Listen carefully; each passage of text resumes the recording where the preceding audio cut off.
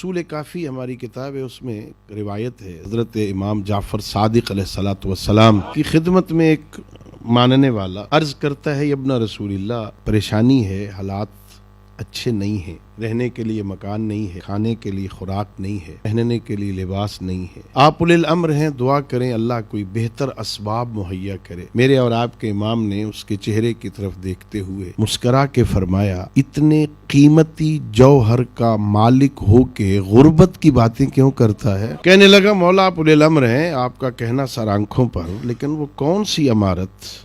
میں تو باہر فٹ پاتھوں پہ سوتا ہوں، لوگوں کے استعمال شدہ لباس کو پہنتا ہوں، ان کے دسترخوان کی بچی ہوئی روٹیاں کھاتا ہوں، کون سی عمارت ہے ابن رسول اللہ؟ میرے آقا نے فرمایا، وہ تیرے دل میں جو ہماری محبت کا قیمتی جوہر ہے، بتا کتنے میں بیچے گا؟ مولا وہ تو انمول ہے۔ فرمایا، اس قیمتی جوہر کا مالک ہو کر کیوں اپنے آپ کو کہتا ہے میں غریب ہوں؟ یہ اللہ رب العزت کا کرم ہے کہ وہ جو قیمتی جوہر اللہ کے خزانے میں ہے وہ اللہ نے ہمیں عطا فرمایا، اس نے ہم پہ کرم کیا ہے۔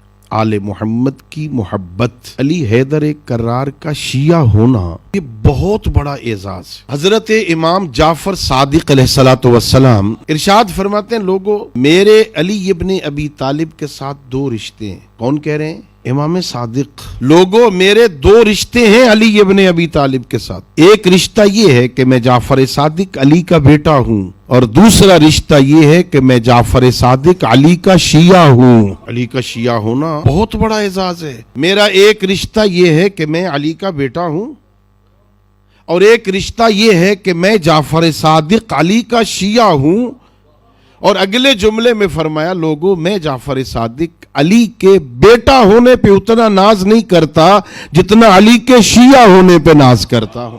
بہت بڑا اعزاز ہے جو اللہ نے ہمیں عطا فرمایا، اللہ نے ہم پہ کرم کیا ہے۔ علی کا شیعہ ہونا بہت بڑا اعزاز ہے، علی والا ہونا بہت بڑا اعزاز ہے۔ اب ظاہر ہے ہم اس مرحلے میں ہیں، یہ جو آیت میں نے آپ کی خدمت میں تلاوت کی ہے نا، اس کی تفسیر میں بھی حضرت امام حسن علیہ الصلوۃ والسلام، کیونکہ یہاں بہت ساری تفسیریں لوگوں نے کرنے کی کوشش کی کہ قل لا اسألکم علیہ اجرا، وہ لوگ آئے تھے تھال بھر کے درہم و دینار کے، اور بارگاہ نبوت میں پیش کر کے کہنے لگے کہ یا رسول اللہ، آپ نے ہمیں دین سکھایا ہے، ہم آپ کی اس رسالت کی اجرت دینا چاہتے ہیں، یہ لے لیجئے۔ ارشاد پروردگار ہوا، قل، میرے حبیب نے کہہ دو، لا اسألکم علیہ اجرا الا المودۃ فی القربى، یہ جو میں نے 23 سال محنت کی ہے نا، اس کی اجرت یہ سونا چاندی درہم و دینار نہیں ہے، اس کی اجرت یہ ہے کہ تم میرے قربا سے محبت کرو۔ اب اس کی تفسیر میں بعضوں نے لکھا، چونکہ خطاب ان لوگوں سے تھا جو پیغمبر کے رشتہ دار بھی تھے، بعضوں نے کہا اس سے مراد یہ ہے کہ پیغمبر انہیں کہہ رہے ہیں کہ تم کم از کم، میں تمہارا رشتہ دار ہوں، اس رشتہ داری کا ہی خیال رکھو، یہ میرا اجر رسالت ہے، میں تمہارا رشتہ دار ہوں۔ بعض نے کہا اس سے مراد یہ ہے کہ پیغمبر کہہ رہے ہیں، لوگوں میں نے تم تک جو پیغام پہنچایا ہے نا، اس کی اجرت یہ ہے کہ تم اپنے رشتہ داروں سے محبت کرو۔ کام میں نے کیا ہے، اجرت یہ ہے کہ تم اپنے اقربا سے محبت کرو۔ اور ہمارے ہاں اہل بیت سے جو منقول ہے وہ یہ ہے کہ پیغمبر فرما رہے ہیں، اللہ کہہ رہا ہے میرے حبیب، ان لوگوں سے کہہ دو کہ میری رسالت کا اجر یہ ہے کہ تم میرے اقربا سے محبت کرو۔